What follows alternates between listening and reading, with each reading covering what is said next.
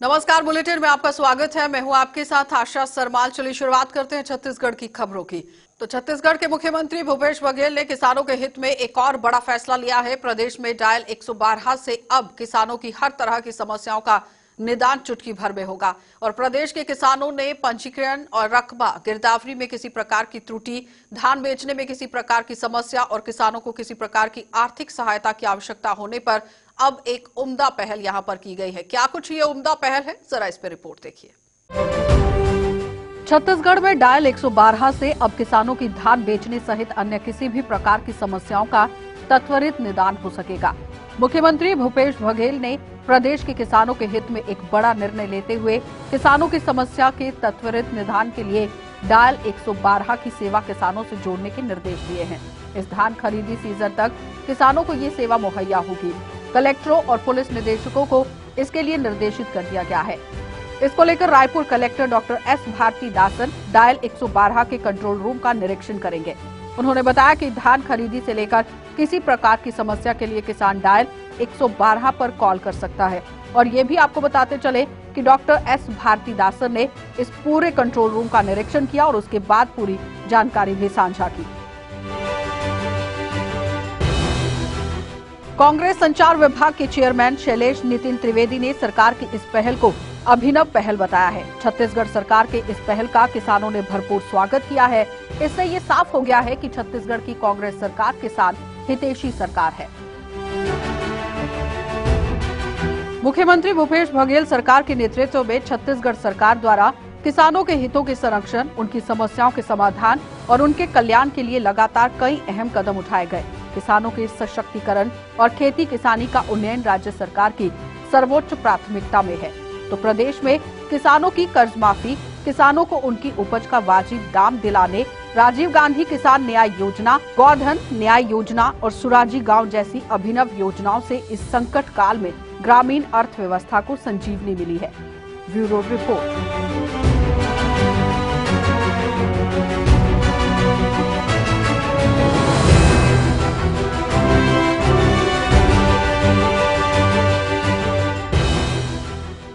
तो छत्तीसगढ़ के खाद्य मंत्री अमरजीत भगत अपने एक दिन के दौरे धमतरी पहुंचे हैं, जहां पर लोहरसी गांव स्थित विश्राम गृह में स्थानीय नेताओं से मुलाकात कर बाद में मंत्री गांव के पीडीएस दुकान और धान उपचरण केंद्र का औचक निरीक्षण करने के लिए भी पहुंच गए।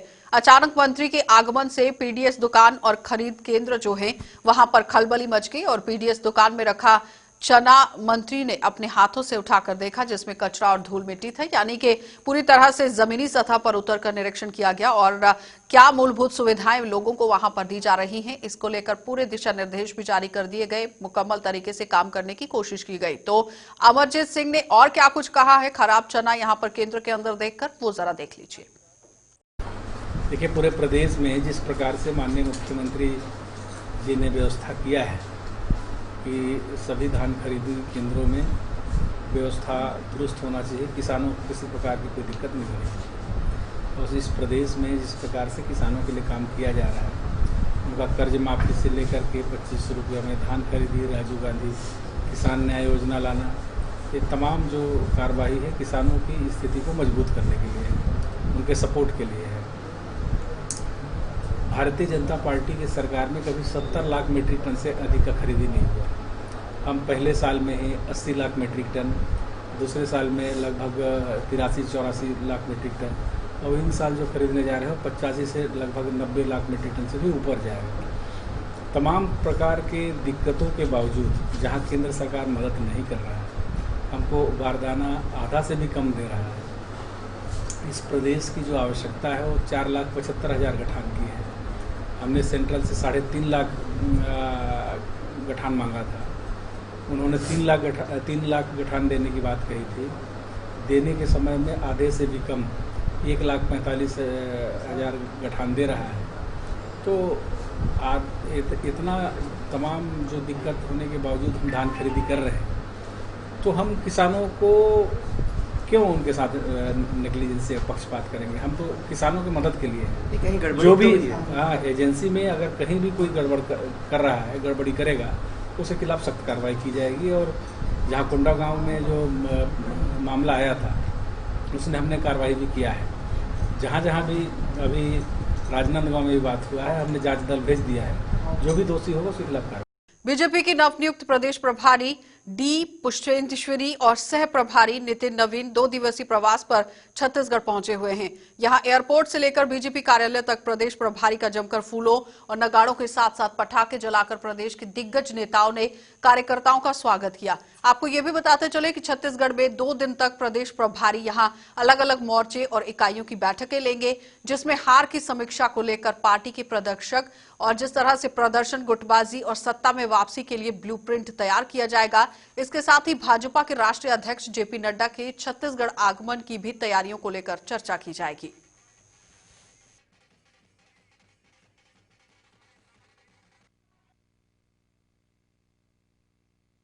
प्रभारी का पहला प्रवास है और 2 दिनों में माननीय केजरी जी का जो बैठकें हैं वो लगातार अलग अलग यूनिट के साथ है।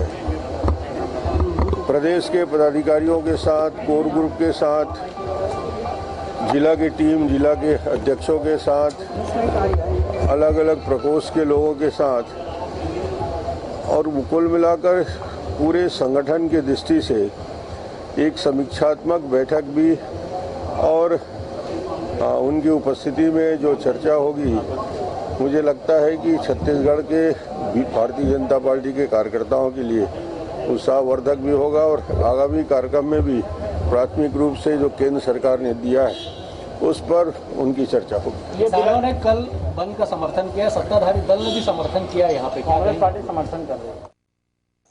तो सरगुजा जिले में पीएम आवास योजना का भ्रष्टाचार ऐसा है कि अधिकारी भी नहीं डर रहे हैं भ्रष्टाचार करने से। जहां मैनपाट क्षेत्र में करोड़ों रुपए का फर्जीवाड़ा कर रुपए निकालने का मामला सामने आया और सरगुजा जिले के मैनपाट क्षेत्र में केंद्र सरकार की महत्वाकांक्षी योजना पीएम आवास कागजों में बनकर तैयार हो गई है। जहां भ्रष्टाचार का एक छोटा सा उदाहरण मैनपाट के ग्राम नर्मदापुर में देखने को मिला है। नर्मदापुर में लगभग 25 हितग्राहियों के आवेदन पर पीएम आवास योजना के तहत पक्का मकान बनाए जाने की स्वीकृति मिली थी, लेकिन पीएम आवास योजना का लाभ यहां भोले भाले ग्रामीणों को नहीं मिल सका है और हितग्राहियों की स्वीकृति राशि को अधिकारियों की मिलीभगत से यहां पर इनकार किया गया है, यानी कि डकार लिया गया है इनकी तरफ से। बिल्कुल भी भ्रष्टाचार के मामले जो हैं वो सामने आते जा रहे हैं, इस पर काम नहीं हो रहा, जबकि गांव में पक्के मकान का निर्माण हुआ ही नहीं है और पात्र हितग्राही आज भी आवास योजना के लिए दर दर्द की ठोकरें खा रहे हैं और कच्चे मकानों में रहने को मजबूर हैं। कोई हम लोग को दूसरा आदमी बताया कि नहीं, मतलब आप लोग के पीएम आवास निकल गया है, लेकिन तो खाता में ना आकर के मतलब प्रतापगढ़ के बैंक में चला गया। तो हमारा वहाँ तो खाता नहीं है, कभी आने जान नहीं है, तो हम मतलब वहाँ कैसे माने कि हमारा पैसा चला गया। किनके नाम से आया था पैसा? पैसा मतलब राजकुमार के नाम से आया था। ये कौन है? मेरा लड़का है। अच्छा, तो इसकी शिकायत नहीं की आप लोगों? किए साहब, लेकिन तो कोई सुनवाई नहीं। मतलब वो हाँ तो सीओ साहब के पास गए तो बोले कि नहीं तुम दूसरे जगह हम कागज दे दिए, वहाँ जाके पता लगाओ, और हम वहाँ जा नहीं पाए, अब हम कहाँ पता लगा। तो आपको पता है आपका 25,000 रुपए निकल? हाँ, वो चीज का तो हमको पता है। तो कहाँ गया वो पैसा? न मालूम साहब, वो पैसा कहाँ गया हम लोग को तो पता नहीं। वो तो पैसा आपका तो कुछ काम नहीं हुआ पीएम आवास? कुछ काम नहीं हुआ साहब, हमारा घर गिर गया है, एक टूटा घर तो है, देखिए। ठीक है। पीए को कौन? वो हमारा जो यहाँ का पंच है वो बोला कि नहीं, मतलब खाता अपना दे दो। विधायक का पीएफ बोल रहा है कि 2000 खर्चा कर दोगे तो हम पैसा वहाँ से पता लगा के निकलवा देंगे। दूसरी बात, आपके क्षेत्र में, विधानसभा क्षेत्र में पीएम आवास को लेकर काफी भ्रष्टाचार देखने को मिला है। क्या लगता है अधिकारी भी इससे गुरेज नहीं करते भ्रष्टाचार करने से? देखिए, भ्रष्टाचार कोई भी अगर करेगा उसको किसी भी प्रकार का कोई रियायत नहीं है और उनके खिलाफ सख्त से सख्त कार्रवाई की जाएगी। लेकिन खासकर आपके विधानसभा क्षेत्र में काफी अच्छे काम भी हुए हैं, बहुत घटिया भी हुए हैं। क्या लगता है किस तरह से इसको देखिए, समाज में हर तरह के लोग रहते हैं, अच्छे लोग भी रहते हैं और कुछ गलत लोग भी रहते हैं। अब सबको एक साथ तो नहीं हका जा सकता है, लेकिन अगर पर्टिकुलर कहीं आप किसी के बारे में बताओगे, किसी पंचायत के बारे में, किसी व्यक्ति के बारे में, तो हम उसको जांच करवाएंगे और निश्चित रूप से कार्रवाई करवाएंगे। पीएम आवास को लेकर क्या कहेंगे? खास बात करें तो इसमें पीएम आवास नहीं, सभी योजनाओं का ईमानदारी से क्रियान्वयन होना चाहिए, क्वालिटी का ख्याल रखना चाहिए। तो नगर पंचायत पेंड्रा में एल्डरमैन शपथ ग्रहण समारोह संपन्न हुआ है, जहां तीनों नवनियुक्त एल्डरमैन हर्ष छाबरिया, मदन सोनी और श्रीमती जयलेश सिंह ने गौरेला एसडीएम डिबेश और पटेल को, यानी कि डिबेश नहीं है डिगेश पटेल हैं, इनके समक्ष एल्डरमैन की शपथ ली है। और शपथ ग्रहण कार्यक्रम में मरवाही विधायक डॉक्टर के ध्रुव और कांग्रेस जिला अध्यक्ष मनोज गुप्ता सहित अन्य स्थानीय लोग भी वहां मौजूद रहे, नेता भी वहां पर मौजूद रहे। हालांकि इससे पहले 4 दिसंबर को एल्डरमैन की शपथ का ग्रहण जो कार्यक्रम रखा गया था, जहां पर तीनों एल्डरमैन ने मरवाही विधायक डॉक्टर के ध्रुव एवं कांग्रेस जिला अध्यक्ष मनोज गुप्ता को शपथ ग्रहण में नहीं बुलाने के कारण एल्डरमैन की शपथ लेने से इनकार कर दिया था, जिसके बाद शपथ ग्रहण कार्यक्रम आज संपन्न हुआ। शपथ ग्रहण समारोह था, किस तरह का समारोह था ये शासन द्वारा इनकी नियुक्ति हुई थी एल्डरमैन के रूप में श्रीमती जयलेश सिंह जी, श्री मदन सोनी जी और श्री हर्ष छाबरिया जी, जिनका शपथ ग्रहण कार्यक्रम होना था, जो एडीएम साहब की अध्यक्षता में आज संपन्न हुआ। रायपुर सांसद सुनील सोनी ने राजनंदा गांव में हुए किसान की मौत के मामले को लेकर सरकार पर आलोचना करते हुए कहा कि प्रदेश में किसानों की मौत का मामला रुक ही नहीं रहा है और सरकार किसानों के लिए कुछ नहीं कर रही है, बल्कि कांग्रेस सरकार के रवैये से मृतक किसान परिवार वालों को भी यहां पर कुछ नहीं मिला है और ये लोग बिखर गए हैं। यानी कि एक घर का जो शख्स है वो चला गया है, उसकी मौत हो गई है, उनको ठेस पहुंचाने का काम यहां पर सरकार कर रही है, कोई भी मुआवजा उन्हें यहां नहीं दिया गया।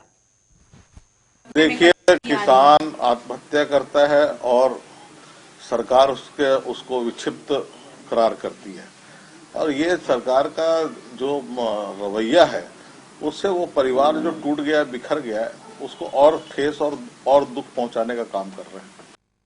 तो किसानों के भारत बंद के बीच मुख्यमंत्री भूपेश बघेल राजीव भवन में प्रेस वार्ता करने के लिए भी पहुंचे और मुख्यमंत्री ने तीनों केंद्रीय कृषि कानून को काला कानून भी बताया था। और पूरे देश में अभूतपूर्व स्थिति पिछले 2 सप्ताह से दिल्ली को घेरकर यहां पर बैठी हुई है, क्योंकि किसान लगातार धरने पर हैं और देश के सभी किसान संगठनों ने इस आंदोलन का समर्थन किया है। मुख्य रूप से बात यह है कि बिना किसी संगठन की मांग के बाद भी लगातार राजनीतिक दल जो है वो विचार विमर्श कर रहे हैं और कानून को यहां से हटाने की कोशिश की जा रही है। जाहिर तौर पर हर एक शख्स आज किसानों के समर्थन में खड़ा है और बार बार केंद्र सरकार से गुहार लगाई जा रही है कि किसानों के हित में जो यहां कानून लाया गया है, जो किसानों की मांगे हैं, उन्हें जल्द से जल्द पूरा किया जाए। हमारे उपस्थित पत्रकार साथियों, मीडिया सेल के सभी साथीगण और उपस्थित हमारे वरिष्ठ विधायकगण भी यहाँ उपस्थित हैं, मैं सबका स्वागत करता हूँ।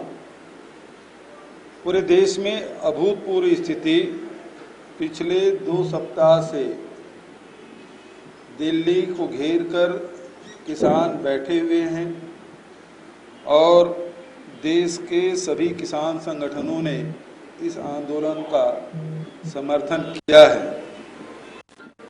मुख्य रूप से बात यही है कि बिना किसी किसान संगठनों के मांग के बिना किसी राजनीतिक दल के विचार विमर्श करके 3 जो काले कानून बनाए गए हैं, जिसे तथाकथित रूप से भारतीय जनता पार्टी किसानों के हितैषी कानून बताते हैं, जबकि ये पूंजीपतियों के लाभ के लिए बनाया गया कानून, जिसमें मंडी एक्ट को भी खत्म किया जा रहा है। दूसरा जो कॉन्ट्रैक्ट फार्मिंग और तीसरा जो आवश्यक वस्तु अधिनियम को विलोपित करने के 3 कानून जो बने हैं, ये सीधा 62 करोड़ से भी अधिक किसान इस देश के जो अन्नदाता हैं उसके खिलाफ ये काले कानून हैं। बुलेटिन में फिलहाल इतना ही, इजाजत दीजिए, नमस्कार।